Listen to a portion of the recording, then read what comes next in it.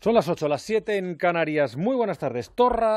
Quim Torra ya tiene la coartada para no quedar ante su cla como lo que es, un pusilánime que habla y habla y habla, pero no solo no gobierna, sino que no pone en riesgo ni su patrimonio ni su posición en nombre de la revolución independentista. Que la Cataluña indepe vale el riesgo y las renuncias de los demás, pero los suyos no. Tiene además la coartada, y esto también es importante esta tarde, desde el viernes. Lo ha revelado el propio defensor del pueblo, el síndic de Greuges, Joan Ribó.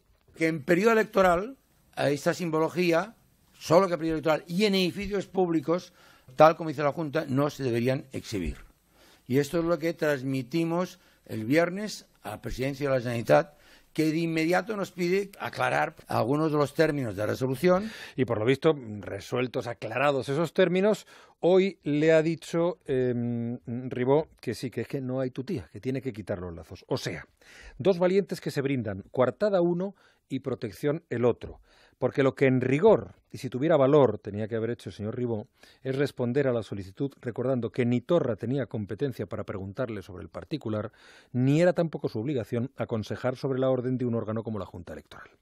Tan evidente es que ha sido Ribó, que ha sido el defensor del pueblo catalán, el síndic de Greuges, utilizado, que el propio Ribó, viejo político de los años del comunismo catalán, de aquella izquierda que renegaba del independentismo, entonces, se ha visto obligado a justificarse. No me siento utilizado por nadie, perdonen la chulería, no me he sentido en mi vida utilizado por nadie y tengo el honor de decir que el día que el Parlamento me eligió como síndic, mi compromiso esencial era que ninguna de nuestras resoluciones fuesen interpretables por clave de ninguna opción de liderazgo o de partido político. Bueno, lo mejor de esto es que el otro valiente, Torra, ya sabía desde el viernes lo que le iba a decir Ribó. Por tanto, ha estado ocultando a los suyos una sugerencia que ya conocía y ha estado jugando con el Estado a apurar los plazos para quedar como el político inteligente, templado y duro que desde luego no es.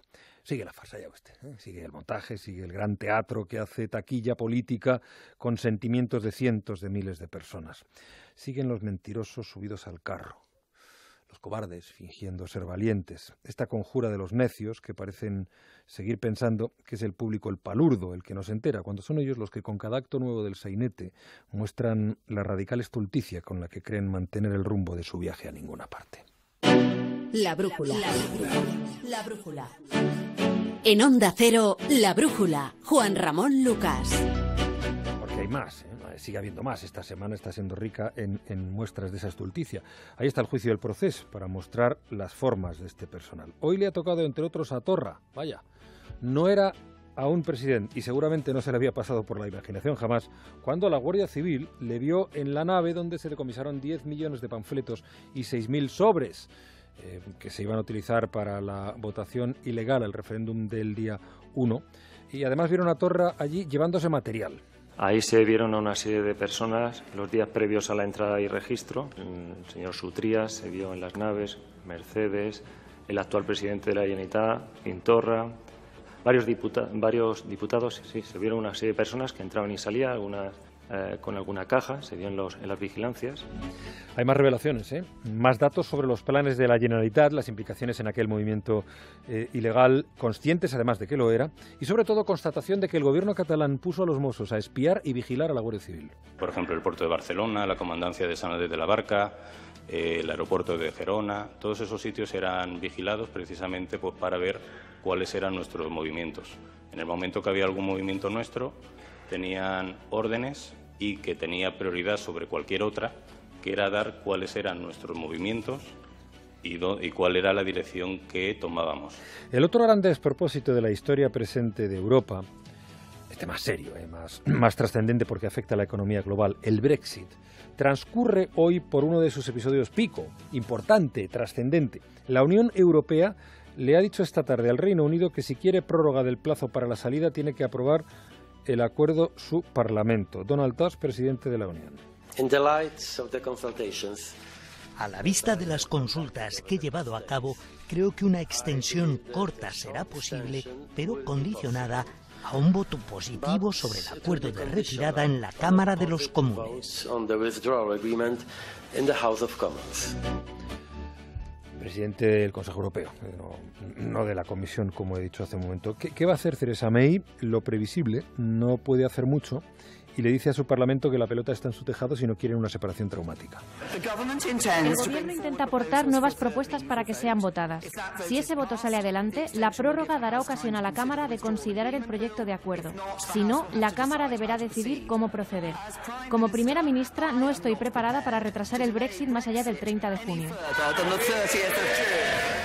De despropósitos va también lo último de esta primera mirada al día desde la brújula que arranca. Ayer le contábamos aquí que Vox pretende abrir la mano en lo de las armas, que la ley ampare que los ciudadanos sin antecedentes penales puedan adquirir y portar armas para defenderse de ataques. Bien. Naturalmente esto no es un debate en este país. Y más allá de anotar el hecho de que un partido que va a ser parlamentario lo ponga sobre la mesa, lo que esto supone, de singular, no tendría más recorrido si no hubiéramos tirado de archivo encontrando que no solo la derecha de la derecha piensa que es un derecho portar armas. Pablo Iglesias lo piensa, o lo pensaba también hace no mucho tiempo. 5 años atrás, en su programa de televisión La Tuerca, hablaba del derecho a portar armas como logro democrático en Estados Unidos. Escuche. Algunos piensan que este derecho es un anacronismo que explica que adolescentes pajilleros y frustrados provoquen una matanza en su colegio porque se sienten marginados o porque las cheerleaders no les hacen caso, o que un padre de familia, blanco, anglosajón, protestante y gordo por comer crema de cacahuete, dispare desde la ventana de su casa a un negro de condición humilde porque está penetrando en su propiedad. Pero estos casos, nada infrecuentes por desgracia, son solo síntomas de una sociedad enferma y nada tienen que ver con un derecho, el de portar armas, que es una de las bases de la democracia. Por si había alguna duda, tuiteó su monólogo entrecomillando esa frase. El derecho a portar armas es una de las bases de la democracia. Lo justificaba Pablo Iglesias, lo justificaba entonces en que no se puede permitir que el Estado tenga el monopolio del uso de la violencia. Podemos condena hoy el que Vox dijera ayer algo parecido, quizá incluso menos claramente. Y de esto que acabamos de escuchar todavía no se ha retractado Pablo Iglesias. Pero en fin, es lo que tenemos.